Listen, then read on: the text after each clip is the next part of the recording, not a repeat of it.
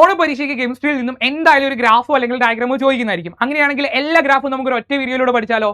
First chapter ആയിട്ട് solution എടുത്തിട്ടുണ്ടെങ്കിൽ അവിടുത്തെ ആദ്യത്തെ ഗ്രാഫ് ഹെൻറീസ് ലോയാണ്. വൈ ആക്സിസിൽ പാർഷ്യൽ പ്രഷർ ആണ്, എക്സ് ആക്സിസിൽ മോൾ ഫ്രാക്ഷൻ ആണ്. ഈ രീതിയിലാണ് ഗ്രാഫ് വരുന്നത്. ഇവിടുത്തെ സ്ലോപ്പ് എന്ന് പറഞ്ഞിട്ടുണ്ടെങ്കിൽ KH ആണ്, അതായത് ഹെൻറീസ് ലോ കോൺസ്റ്റന്റ്. രണ്ടാമത്തെ ഗ്രാഫ് റൗൾസ് ലോന്റെ ആണ്. ഐഡിയൽ സൊല്യൂഷന്റെ ഗ്രാഫ് എടുത്തിട്ടുണ്ടെങ്കിൽ ഈ രീതിയിലാണ് വരിക.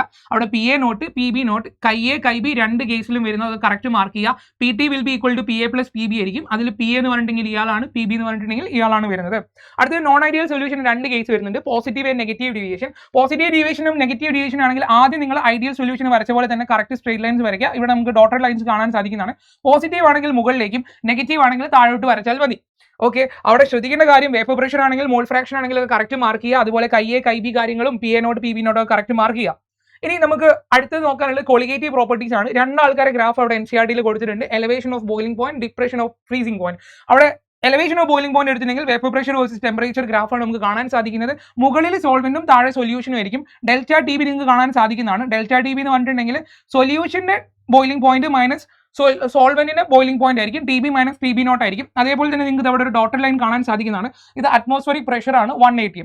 ഇനി നമ്മൾ ഡിപ്രഷൻ ഓഫ് ഫ്രീസിംഗ് പോയിന്റിലേക്ക് പോകുകയാണെങ്കിൽ മുകളിൽ സോൾവെന്റ് തന്നെയാണ് വരിക, താഴെ സൊല്യൂഷൻ ആയിരിക്കും വരിക. ഈ ഒരു പോയിന്റിൽ എത്തുന്ന സമയത്ത് അത് ഫ്രോസൺ സോൾവെന്റ് ഈ രീതിയിലേക്ക് കർവ് മാറുന്നുണ്ട്. TF നോട്ട് എന്ന് പറഞ്ഞിട്ടുണ്ടെങ്കിൽ പ്യുവർ സോൾവെന്റിന്റെ ഫ്രീസിംഗ് പോയിന്റ് ആയിരിക്കും. ആൻഡ് TF എന്ന് പറഞ്ഞിട്ടുണ്ടെങ്കിൽ സൊല്യൂഷന്റെ ഫ്രീസിംഗ് പോയിന്റ് ആയിരിക്കും. Vapour pressure versus temperature graph തന്നെയാണ് ഇവിടെയും വരുന്നത്. സോ ഇത്രയാണ് നമുക്ക് കൊളിഗേറ്റീവ് പ്രോപ്പർട്ടിയിൽ നോക്കാനുള്ളത്. അടുത്ത സെക്കൻഡ് ചാപ്റ്റർ ആയിട്ട് ഇലക്ട്രോ കെമിസ്ട്രിയിൽ പോയിട്ടുണ്ടെങ്കിൽ കോൾട്രാഷ്യസ് ലോന്റെ ഗ്രാഫ് അല്ലെങ്കിൽ നമുക്ക് D/Huckel ഹോൺസാഗർ ഇക്വേഷന്റെ ഗ്രാഫ് എന്ന് പറഞ്ഞാൽ വളരെ ഇമ്പോർട്ടന്റ് ആണ്. ഇവിടെ വരുന്നത് lambda m molar conductivity versus concentration ആണ്. റൂട്ട് C ആണ് വരുന്നത് എന്നുള്ള കാര്യം ആലോചിക്കുക. എക്സ് ആക്സിസ് ഇയാളാണ് വീക്ക് ഇലക്ട്രോലൈറ്റിന്റെ, ഇയാളാണ് സ്ട്രോങ് ഇലക്ട്രോലൈറ്റിന്റെ. സ്ട്രോങ് ഇലക്ട്രോലൈറ്റിന്റെ കേസിൽ നമ്മൾ എടുത്തിട്ടുണ്ടെങ്കിൽ നമുക്ക് ഇയാളൊന്ന് ഇങ്ങോട്ട് ഇന്റർസെക്ട് ചെയ്തിട്ടുണ്ടെങ്കിൽ ലാംഡ m നോട്ട് കിട്ടുന്നതാണ്. ലാംഡ m നോട്ട് എന്ന് പറഞ്ഞിട്ടുണ്ടെങ്കിൽ ലിമിറ്റിംഗ് മോളാർ കണ്ടക്ടിവിറ്റി ആണ്. സോ ഇത്രയും കാര്യങ്ങൾ നോക്കി വെക്കുക.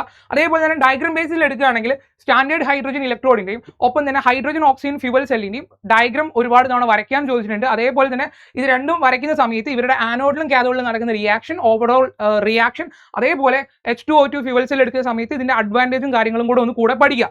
ഇനി നമുക്ക് അടുത്ത ചാപ്റ്ററിൽ കെമിക്കൽ കൈനറ്റിക്സിലേക്ക് പോയിട്ടുണ്ടെങ്കിൽ ആദ്യം സീറോ ഓർഡറിന്റെ ഗ്രാഫാണ് കാണാൻ സാധിക്കുന്നത്. കോൺസെൻട്രേഷൻ ഓഫ് R ആണ് Y ആക്സിസിൽ, അതേപോലെ തന്നെ ടൈം ആണ് X ആക്സിസിൽ കാണാൻ സാധിക്കുന്നത്. സ്ലോപ്പ് എടുത്തിട്ടുണ്ടെങ്കിൽ -K ആയിരിക്കും വരിക. ഇനി ഫസ്റ്റ് ഓർഡറിന്റെ കേസ് എടുത്ത് നമുക്ക് രണ്ട് രീതിയിൽ ഗ്രാഫ് വരയ്ക്കാൻ സാധിക്കുന്നതാണ്. ln R വേഴ്സസ് D എടുത്തിട്ടുണ്ടെങ്കിൽ slope will be equal to -K ആയിരിക്കും. അതേപോലെ ln R0 versus R versus time എടുത്തിട്ടുണ്ടെങ്കിൽ slope will be equal to K/2.303 ആയിരിക്കും. രണ്ട് രീതിയിലും ഗ്രാഫ് വെച്ചിട്ടുണ്ടെങ്കിൽ നമുക്ക് വരയ്ക്കാൻ പറ്റണം. സോ അതുകൊണ്ട് നന്നായിട്ട് ഓർത്ത് വെക്കുക. ഇനി നമുക്ക് അടുത്തത് അറീനിയസ് ഇക്വേഷൻ ആണ്. അറീനിയസ് ഇക്വേഷൻ നമുക്ക് രണ്ട് രീതിയിൽ ഗ്രാഫ് ചോദിക്കാറുണ്ട്. ഒന്ന് rate of reaction versus temperature ആണ്. K = A⁻⁻RT ആണ് വരുന്നത്. അതിന്റെ ഡയറക്റ്റ് ഗ്രാഫാണ് ഇവിടെ നിങ്ങൾക്ക് കാണാൻ സാധിക്കുന്നത്. എന്നാൽ ഏറ്റവും ഇമ്പോർട്ടന്റ് ആയിട്ട് വരുന്ന ആളെന്ന് പറഞ്ഞിട്ടുണ്ടെങ്കിൽ ഇയാളാണ്. ln K = ln A - എന്നുള്ള ഇക്വേഷന്റെ ഗ്രാഫാണ് ഇവിടെ കാണാൻ സാധിക്കുന്നത്. അവിടെ സ്ലോപ്പ് എടുത്ത് നോക്കുന്ന സമയത്ത് നമുക്ക് -EA/R ആണ് കാണാൻ സാധിക്കുന്നത്. ln K വേഴ്സസ് 1/T ആണെന്നുള്ള കാര്യം കൂടെ ഒന്ന് ഓർത്ത് വെക്കുക. ഇനി അടുത്തെന്ന് പറഞ്ഞിട്ടുണ്ടെങ്കിൽ കാറ്റലിസ്റ്റിന്റെ ഗ്രാഫാണ്. അതായത് റിയാക്ഷൻ കോർഡിനേറ്റ് ആയിരിക്കും X ആക്സിസിൽ വരിക ആൻഡ് പൊട്ടൻഷ്യൽ എനർജി ആയിരിക്കും Y ആക്സിസിൽ വരിക. ഇവിടെ നിങ്ങൾക്ക് റിയാക്ടറിന് കാണാൻ സാധിക്കുന്നുണ്ട് ആൻഡ് ഇവിടെ പ്രൊഡക്റ്റിന് കാണാൻ സാധിക്കുന്നുണ്ട്. ഈ ഒരു മൊത്തത്തിൽ വരുന്ന എനർജി എന്ന് പറഞ്ഞിട്ടുണ്ടെങ്കിൽ അത് ആക്ടിവേഷൻ എനർജിയാണ്. ഇനി ഇവിടെ ഡോട്ടഡ് ലൈൻസിൽ നിങ്ങൾക്ക് കാണാൻ സാധിക്കുന്നുണ്ട്. അത് കാറ്റലിസ്റ്റ് ഉപയോഗിക്കുന്ന സമയത്തുള്ള ആക്ടിവേഷൻ എനർജിയാണ്. സോ ഒരു കാറ്റലിസ്റ്റ് എന്ന് പറഞ്ഞിട്ടുണ്ടെങ്കിൽ റിയാക്ഷനെ റേറ്റ് കൂട്ടുന്നുണ്ട്. ഇത് എങ്ങനെയാണ് കൂട്ടുന്നത് ചോദിച്ചിട്ടുണ്ടെങ്കിൽ ആക്ടിവേഷൻ എനർജി കുറച്ചിട്ടാണ് കൂട്ടുന്നുള്ള കാര്യം കൂടെ ഒന്ന് ഓർത്ത് വെക്കുക. ഇനി DNFലേക്ക് പോകുകയാണെങ്കിൽ നമുക്ക് പൊതുവെ ഗ്രാഫുകളായിട്ട് കാണാനില്ല. ഇത്തരത്തിലുള്ള ട്രെൻഡുകൾ നമുക്ക് കാണാനുണ്ട്. പക്ഷേ അവിടെ എക്സെപ്ഷൻസ് അല്ലെങ്കിൽ അനോമലീസ് ആണ് ചോദിച്ചത്. നിങ്ങൾക്ക് വേണ്ടിയിട്ട് ഞാൻ അതിവിടെ കൊടുത്തിട്ടുണ്ട്. സോ ഇത് നമുക്ക് മെൽറ്റിംഗ് പോയിന്റ് ഒരു ഗ്രാഫാണ് കാണാൻ സാധിക്കുന്നത്. അതേപോലെ തന്നെ നമുക്ക് അറ്റോമിക് റേഡിയസിന്റെ ഒരു ഗ്രാഫും കാണാൻ സാധിക്കുന്നുണ്ട്. സോ ഇത്തരത്തിലുള്ള ഇമ്പോർട്ടന്റ് ഗ്രാഫുകൾ മസ്റ്റ് ആയിട്ട് ഇപ്പോൾ തന്നെ പഠിക്കാൻ നോക്കുക. ഇതിൽ ഏത് ഗ്രാഫ് ആയിരിക്കും എക്സാമിന് ചോദിക്കാൻ ചാൻസ് ഉള്ള കാര്യം ഒന്ന് കമന്റ് ബോക്സിൽ നിങ്ങളുടെ എക്സ്പെക്ടേഷൻ എന്താണെന്നുള്ള കാര്യം ഒന്ന് കമന്റ് ബോക്സിൽ അറിയിക്കുക.